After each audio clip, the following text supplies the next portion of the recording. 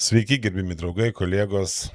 Šiandien kreipiuosi į jūsų tokia neeilinė informacija, kuri išeis ne kaip visada savaitgalį, o kuri išeis paprastą dieną savaitės eigoje. Dabar kokia šiandien informacija? Tai šiuo metu vyksta visuomeninis parašų rinkimas dėl darbo kodekso 218 straipsnio pakeitimo.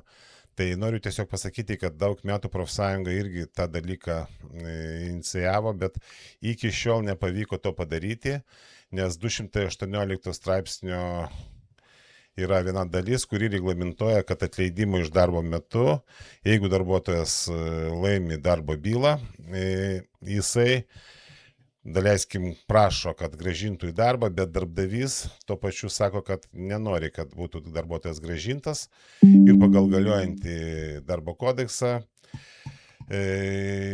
teismas arba darbo ginčų komisija negrąžina į darbą darbuotoją ir išmoka jam visas ten priklausančios išeitinės išmokas.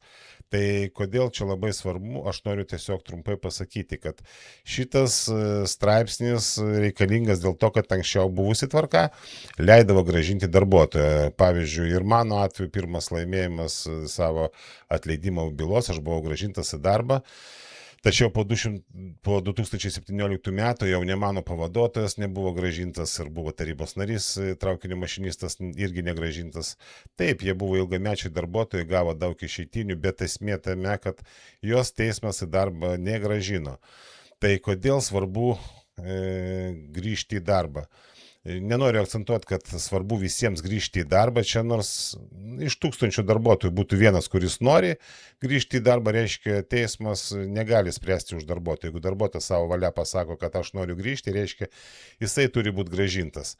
Nesakau, čia gali būti vienas iš 1000, bet kas nenori grįžti, paima visas išeitinės išmokas ir tiesiog negrįžta į darbą. Tai šitoje vietoje nėra tokios normos, kad kažkam tai būtų blogai. Kaip tik būtų visiems geriau.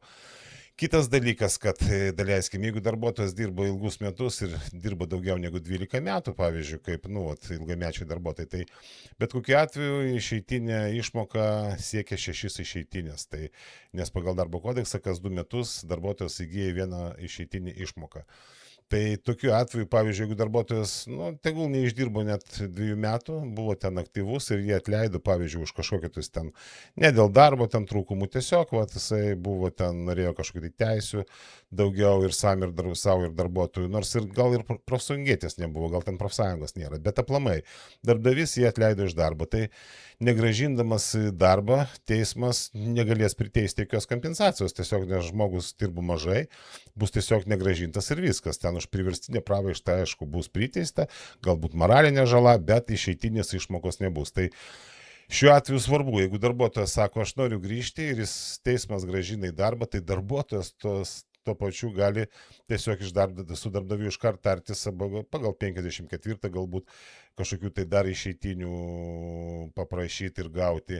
Jeigu darbdavys nenori, tai darbuotojas toliau pradės dirbti, darbdavys galų gale galės atleisti pagal 59 straipsnį ir išmokėti 6 išmokas. Tai šitoje vietoje darbuotojams, kai kuriems, kurie norėtų grįžti, tai čia ekonomiškai būtų tikrai naudingiau, dėl to, kad, šiaip dabar taip galima traktuoti, kad teismas pasisakydamas už darbuotoją atima galimybę ir dėrėtis dėl geresnių sąlygų išėjimo. Tai šitoje vietoje čia labai yra svarbu, kad visuomenė palaikytų, tai visų draugų, kolegų prašysiu dalintis šitą informaciją, pasirašyti elektroniniu būdu, dokumentą užima ten galbūt iki minutės laiko ir reikia iš tikrųjų 50 000 parašų, čia labai daug, čia atrodo, kad aš nepasirašysiu, kiti pasirašys, tai žinokit, čia labai svarbu ne tiem darbuotojams, kuriems iki pensijos liko labai mažai.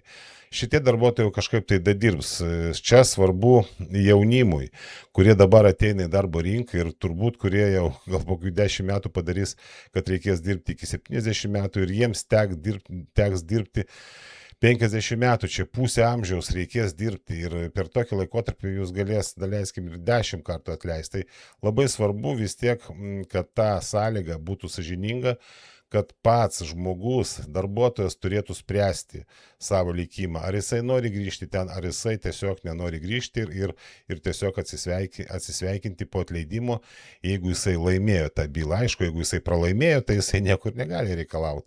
Bet aš kalbu dabar apie laimėjimo atvejus. Tai vad, kolegos, galbūt dar net šitą įrašą ne tik savo YouTube įdėsiu, galbūt bandysiu šitą informaciją į TikToką įdėti ir paleisti, galbūt, kad jaunimas daugiau pamatytų. Nesakau, tikrai 1 minutė neatims iš jūsų daug laiko, bet šita norma turi būti pakeista. Ir dar kartą pasikartosiu, kolegos, draugai, reikalinga 50 000 parašų. Šiuo metu, kai pasirašinėjau aš, tai buvo 244 parašai. Tai kolegos, tikrai palaikykit, nes čia visuomeninė tokia akcija, mes kiekvienas turim prisidėti. Tai ačiū visiems iš anksto, gražios likusios dienos ir iki susitikimų.